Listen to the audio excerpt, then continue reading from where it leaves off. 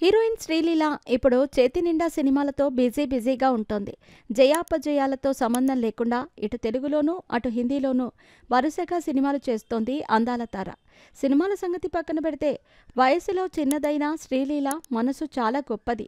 అందుకే దివ్యాంగులైన 2 పిల్లలను దత్తత తీసుకుని వారి ఆలనా పాలన చూసుకుంటోంది. ఇది చాలా మంచి పనైనా సాధారణంగా పెళ్లి కాని అమ్మాయిలు ఇలాంటి వాటికి దూరంగా ఉంటారు. అందుకు చాలా కారణాలున్నాయి. అయితే ఎంబీబీఎస్ పూర్తి చేసిన శ్రీలీల 2022లో ఓ అనాథాశ్రమాన్ని సందర్శించింది. దివ్యాంగులైన గురు, శోభిత అనే 2 పిల్లల పరిస్థితి చూసి చలించిపోయింది. వాళ్ళని దత్తత తీసుకుంది.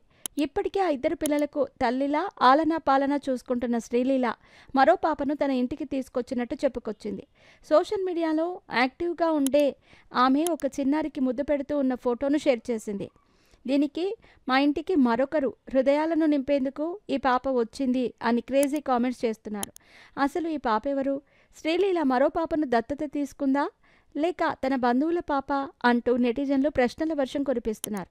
అయితే చాలామంది శ్రీలీల మరో పాపను దత్తత తీసుకుందంటూ బలంగా చెబుతున్నారు. మరి ఈ విషయంపై శ్రీలీల చెబితే గానీ క్లారిటీ రాదు. ఇక సినిమాల విషయానికి వస్తే ప్రస్తుతం తెలుగులో మాస్ జాతర అనే సినిమాలో హీరోయిన్గా నటిస్తోంది శ్రీలీల. ధమాకా తర్వాత మరోసారి ఈ మూవీలో రవితేజతో స్క్రీన్ షేర్ చేసుకోనుంది అందాల తార. దీంతో పాటు పవన్ కళ్యాణ్ ఉస్తాద్ భగత్ సింగ్ సినిమాలోనూ శ్రీలీలే కథానాయిక.